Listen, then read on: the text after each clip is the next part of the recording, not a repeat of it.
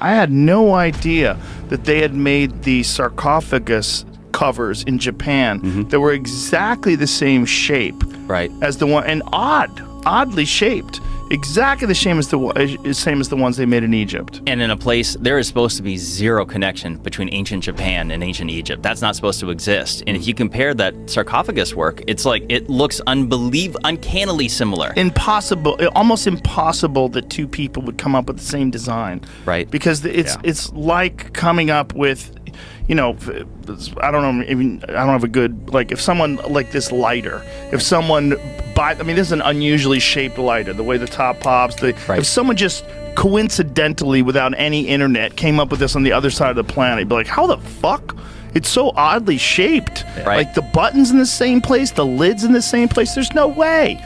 That's what it looks like to me. And the fact that it took an enormous amount of effort to make and move and put it into place, because you're talking about incredibly heavy stone. And hard stone. Yes. Like that's the other, people don't appreciate just how hard this igneous stone is that these things are made from. Like granite, granodiorite, cyanite, like these are, it's harder than steel. Like it's you know, there's 6.57 on the Mohs scale. It's incredible work. Like, and the fact that these similar construction methods existed in Peru, they existed in Egypt, they existed in Japan, and we don't know how old stone is. That's what's really wacky. When we talk about like carbon dating, they're not carbon dating stone. No. They really don't know. So even when they go back to ancient Egypt and they say, oh, we date the pyramid's construction to 2,500 BC, it's a fucking guess. That's what I think. It's a guess. It really is. It has to be a guess. It really can't be anything other than a guess. They can measure organic matter. They can measure stuff that's in between the stones, but we have no idea when that was put there. If something existed for tens of thousands of years before we're dating it, we really wouldn't know. Well, we would have evidence that these, of course people would still live there. Of course people would still live around them. And we would have evidence that those people had left stuff behind that was a certain age, but we have zero evidence as to how old those things are. That's right. And when I found that out, I was baffled. Yeah. Because I always thought they knew 2,500 BC, rock solid. This is it. Well, they tie it to the guy, the king. They know when Khufu lived, and so they try and tie. And literally, with the Great Pyramid, very little evidence. There's like this big statue of him that they found down in the Valley Temple, nowhere near it. And then there's a glyph on the inside. There's a lot of controversy around that. But there are some of these artifacts they do for that reason, because they date a lot of stuff based on the site that they found it. So if there's organic material at the site that they found it, and I've found it's a kind of like a smoking gun piece in all of this, is all the vases. So are you familiar with the incredible stone vases that they make in Egypt? Please talk about them. Yeah, so they there is a collection of these things. They're made from igneous stone. And Jamie, I've got a few pictures of the vases in that vase directory, and they date back. It's what's interesting to me about these is that they're some of the earliest types of artifacts that we find. They stretch back far into what we'd call pre-dynastic time, basically Mesolithic times.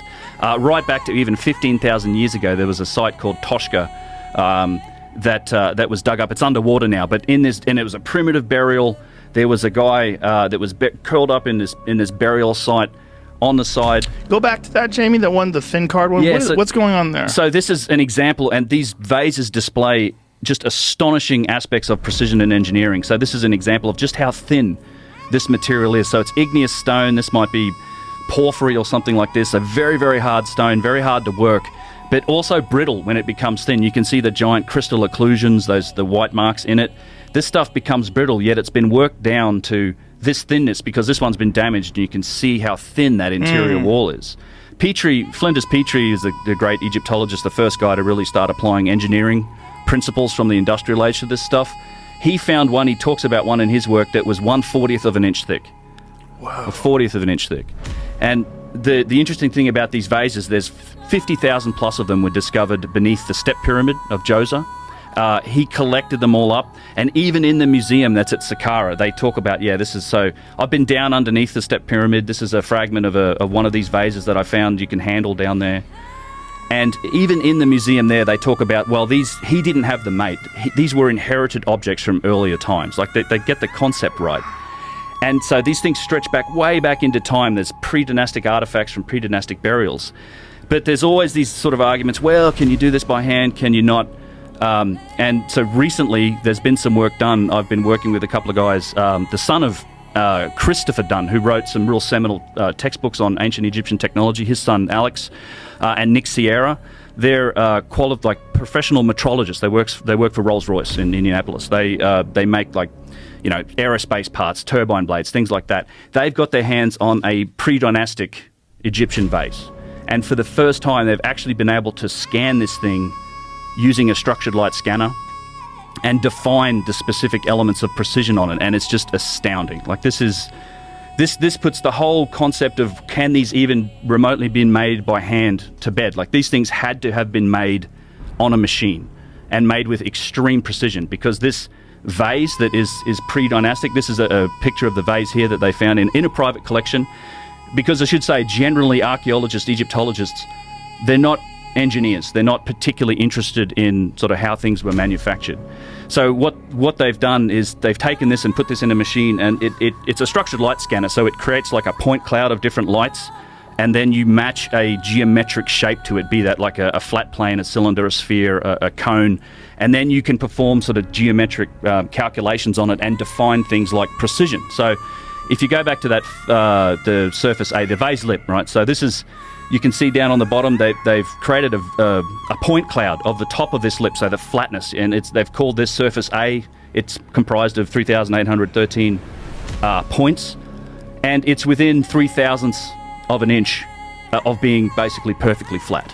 Wow. But that's 3,000ths of an inch. 3,000ths of an inch. And this is over who knows how many thousands of years of erosion and sand and dust and wind. Exactly. It's at least 5,000 years old. I suspect this could be far older than that.